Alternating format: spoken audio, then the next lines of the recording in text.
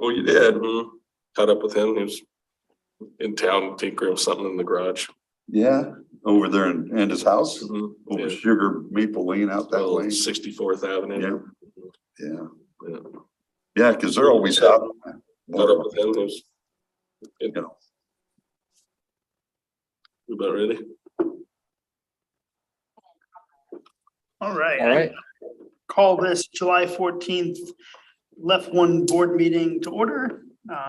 We have an agenda. We have a quorum. That's all good. I would entertain a motion to approve the agenda. I'll make a motion to approve the agenda as presented.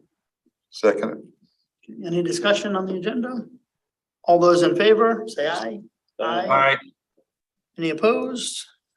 Seeing none, we have an approved agenda. We have meeting minutes from our last meeting on June 9th, which, if I recall, was that June 9th was, yeah, that was the meeting where we didn't really do anything. It was really So- abrupt. Yeah, a pretty abrupt meeting. Really not much on those meeting minutes to approve, but we still need to approve them, so. If I can get a motion. I'd move to approve the minutes as presented.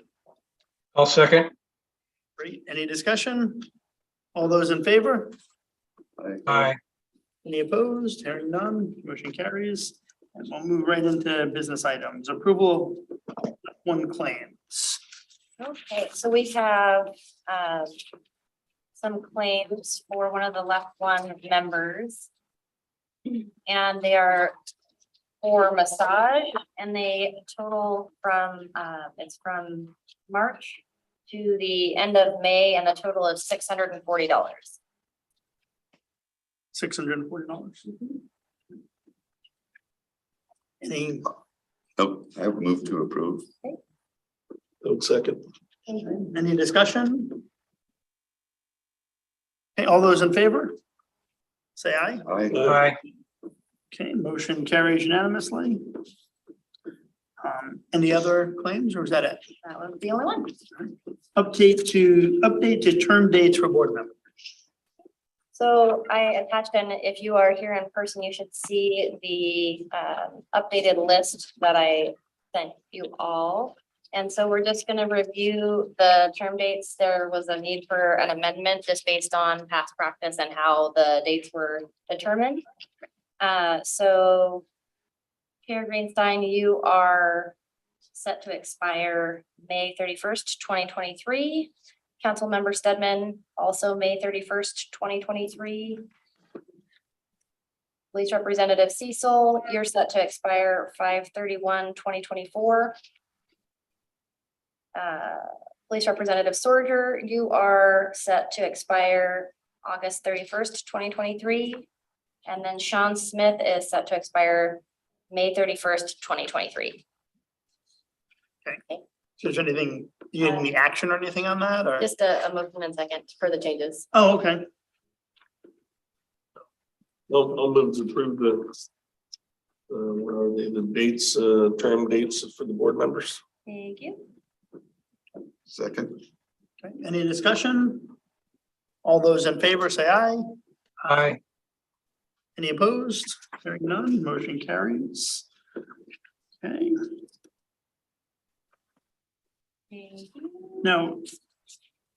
So the next thing on the agenda is pretty much the same thing, right? So review updates the terms. It was just the fact that we needed to update and then. Oh, okay. And then actually doing the, approving the Okay, update, gotcha. yeah. Okay, now we're moving on then to recommendations for updates to the dental policies and procedures. Yes, sir. So I attached and sent you all in an email a mock-up of the policies. And so it's all highlighted. And it's starting on page page 5, or where all of the additions are based on the board's recommendations at our previous meeting from the local jurisdictions.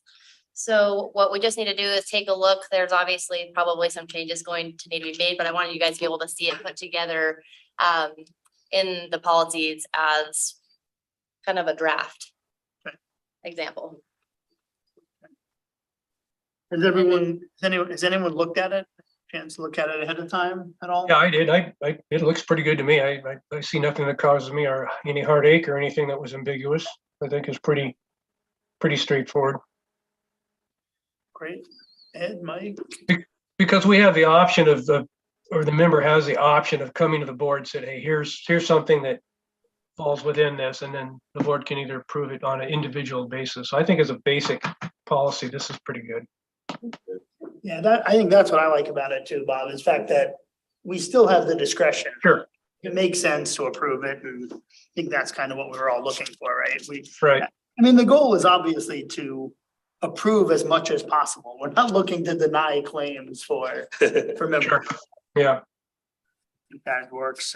Yeah, I feel the same way about it. Anybody else have any input, questions? I mean, are we Pretty straightforward. comfortable enough with it to go ahead and approve it? And we can go that route, I'm assuming, right? As I say, it's kind of like it checks and balances things. It kind of That's it. covers itself, and so if what it doesn't cover, because it's so general, we take care of it in future meetings and any concerns. So I'm ready to vote in approval for this. Someone want to make a motion then? I'll make a motion that we approve the as written. Second. All right, any further discussion?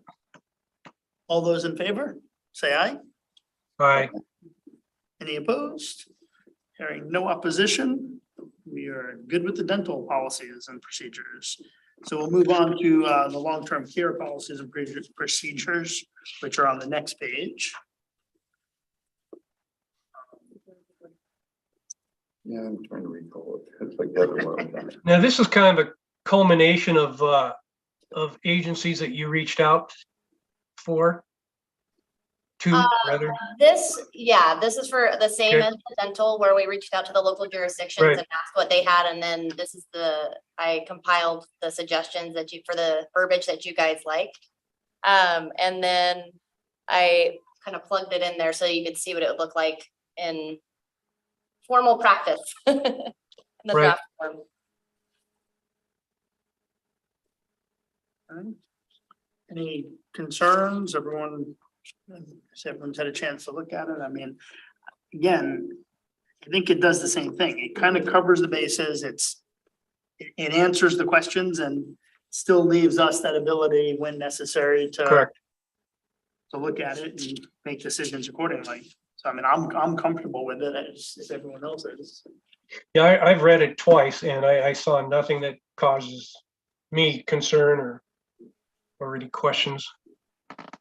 Great. This is just a base, yeah, this is what I'm looking for. This is what I was looking for, just, Well, when it's, something as important as long-term care, it specifically addresses that. And again, anything in the future, we can take up in a sidebar. So should put a lot of people's minds at ease and prayers well into the future. So was that insurance we had with the company back in New York? Is that, I mean, I don't know what the city's paying for that, but is that something that, because the max it went to was 6,000. Right? After all these years and the 5% a year kind of thing, it tops out. Yes, so we were able to confirm that they have a $6,000 benefit, and it's good for 4 years for most of them. There are a few that are listed as unlimited though.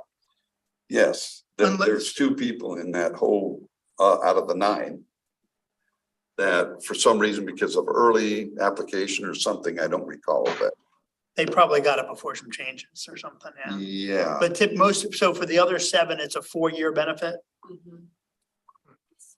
I mean, when you say a 4-year benefit, Lenny, what is that? What do you mean? So $6,000 a month max coverage per month for up to 4 years. And then, And what? then the policy would be used up, basically. Sure. There's nothing left in the insurance policy at that point. Yeah, and the city, is that paid up or are we still paying for them? You know? I'm not sure, Leilani, do you know? The sheet that they sent us that has like the benefits, the duration of the benefit, it had rates plugged in.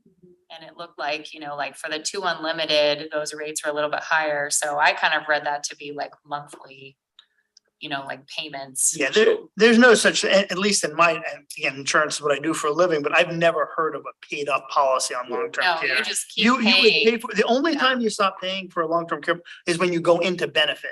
So if you wind up, when you start receiving benefits, you stop paying premium. Got But it. up until then, you're paying premium.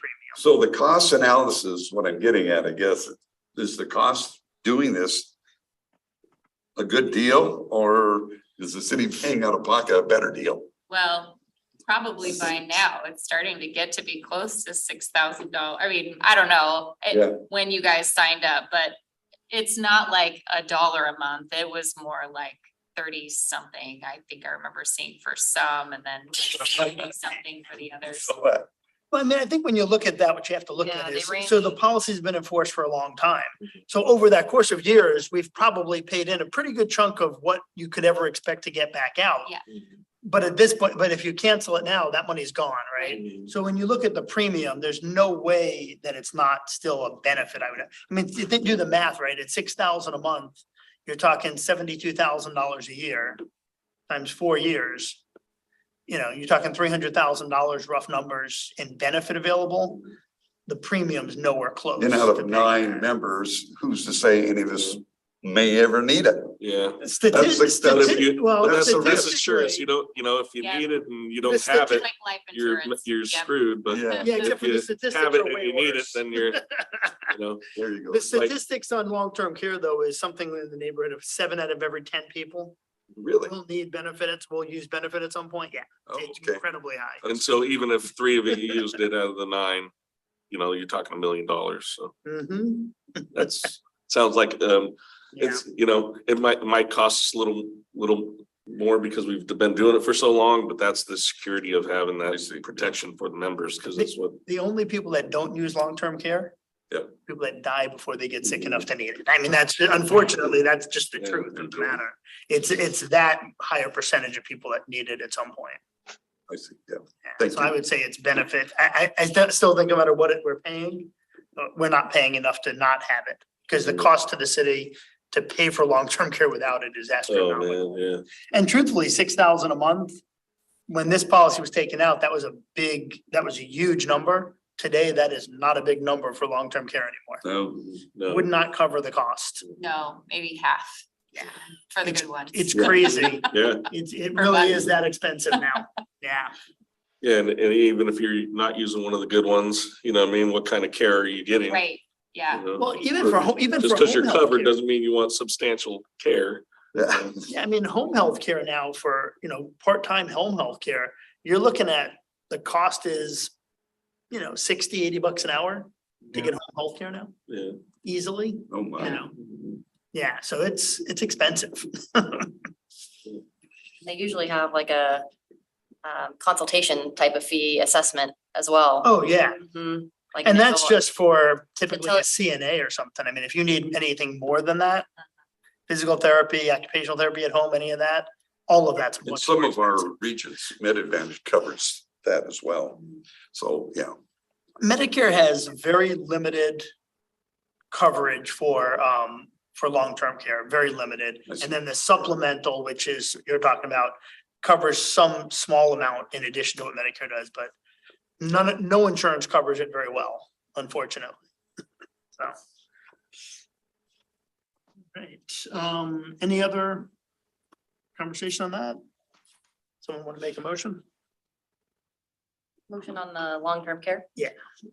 I would make a motion to approve the UNUM long-term care insurance. No, the one before that. Oh, the We're on the updates. the long-term care long-term policies care right now. policies and procedures, the 5th bullet point. Do we have a second? Second. Any further discussion? All those in favor, say aye. Aye. Any opposed? Hearing none, motion carries unanimously. And then I guess the next thing on the item, we kind of already covered. So that's the update on the Unum long-term care insurance, which we just went over. Anything further on that for anyone? Okay. We're moving through this quick. We're on to other business then. Updates from Washington State LEOFF Education Association Conference from the 10th to 13th. And I'll You're the make only one this- that went, right? Right, and I'll make this as brief as possible rather than going through everything. And welcome folks to give me a call directly if you have questions about what I'm going to talk about here. But I do want to thank the city of Lacey for getting on top of our Left One program like they have, and crossing the T's and finally dotting the I's. It's been a long time coming. I've noticed it. We've been very patient with COVID and everything else, but thank you for doing this and doing what you're doing. You're welcome. So I attended the conference. Councilman Stedman got ill. I couldn't make it, but I hurt my back. I couldn't even walk. yeah. But anyway, it went well. We had a report on the from Matthew Smith on the state actuary report on Left One members. And it was interesting to me to see that that service retirees was and as of June 30 of 21 was 2,172. Average age of 77. Retirees with disabilities was 2,658.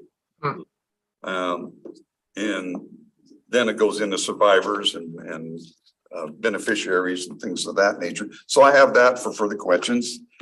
Sarah Simonson, Department of Veteran Affairs. It's amazing how many programs and things that are available for veterans, in addition to the Left One board kind of policies and procedures. So it's something we should always look at. And I know Smitty, Sean Smith knows a bit about that as well. So, and boy, we should seize those times when we can, and it could be a cost savings for the city. Mary Cordova, some of you may know Mary Cordova is concierge care advisors about senior living options and senior care services. Have some information on that. There was a HIPAA update with a fellow from True Benefits. There was a report on the cannabis and the pros and cons of cannabis. Does it help? Does it not help? The jury was kind of out because there's no real research that, although for epilepsy, it has been a benefit for that kind of a thing. And then, of course, they kind of left it with, well, if you want to, fine. If you don't, that's up to you. But I will say that with my rheumatoid arthritis, I got when I was 18, and I've had 7 operations later. And I use Humira every 2 weeks, which is an injection I have to give myself. That I have used some of that salve on parts of my body and it works. Then whatever. Oh, the CBD oil or whatever. Yeah. I found some relief. It's not a fix, but if you're really hurting, it helped me. There was some updates on our RCW 4126, which governs the Left One laws. Medicare review, study of aging. There was from the insurance commissioner's office. That there was some information on that. I have a file here. I'm more than happy to share some of that and leave some information with you. Yeah. And then something on the hearing aids, the micron audiology review on hearing issues. And it's interesting to hear different agencies that do different things that way, because part of this conference, to be quite honest with you, it's the networking that's really, really beneficial area when you sit down with folks and, hey, what's your jurisdiction doing? What's your county? What's your city up to? And you learn a lot. So I would encourage in the future to try to go to that as much as we can and keep ourselves updated. Of course, we did elections, nominations, installation of officers, future conference site, which is always seems to be the same as last time, right? Yeah, Lake Chelan. And the audit committee gave a report. So that's a real quickie overview. You're free to call me or give some updates if you need more updates. Now, can I go off agenda for just a second, Lenny? Sure. I got to tell you guys, being an old cop with the city of Lacey, that we've had several incidents back in the day when we had no vests, we had no portable radios. Our car radios were tubes. You had to wait till the car warmed up before you could even call for help. I mean, and not to say we were a high crime area, but we had everything a big cities had, but far and fewer between. But some of us who's been here 35 years or more, and I was as a cadet in reserve, have experienced a lot. And not patting myself on the back or Bob Cecil on the back, but I gotta tell you, I had guns loaded, pointed at me. I had a guy come after me with a meat cleaver in a supermarket at the IGA at College and Lacey Boulevard. I chased armed burglars at 110 miles an hour down I-5 to the town of Tillicum, where I wrecked a patrol car. More than one incident. Now, tackled a gal who had a knife and a shotgun trying to point it at officers. I was able to get out around behind her. Bob Cecil had to shoot and kill a guy who went after him with a knife back in the day. There's a lot of sacrifices. They didn't have a lot of PSD kind of issues back then where counseling was available or things like that. But the technology of improvements and police equipment improvements, as of course, without the legislature having the wisdom of knowing where that was going, I think that's, and plus they found that, gosh, this left one laws could actually bankrupt small towns and cities throughout Washington if they didn't change it. So they had to change it back in '76, I think it was.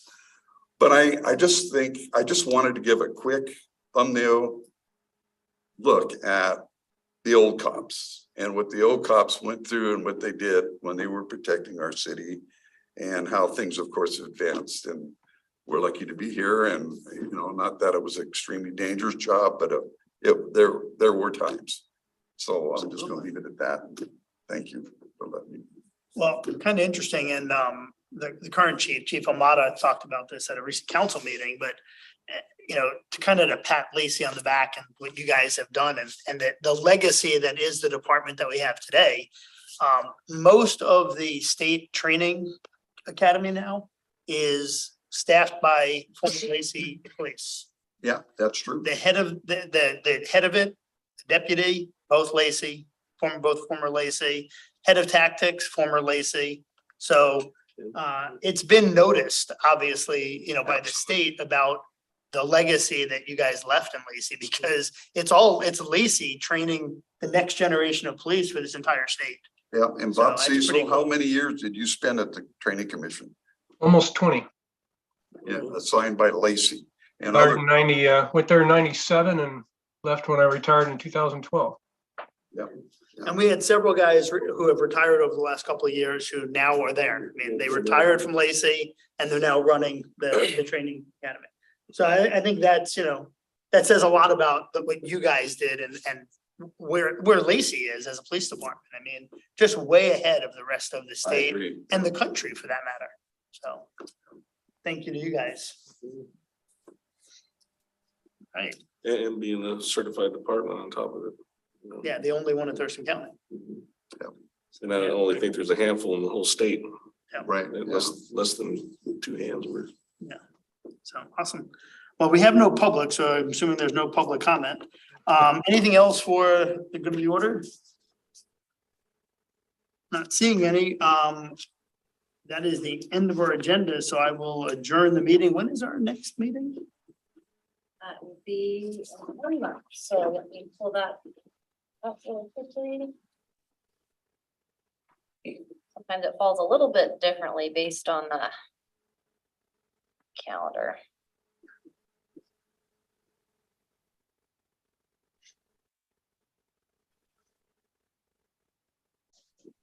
Excellent. Well, we'll see you all again on the 11th then. On the 11th.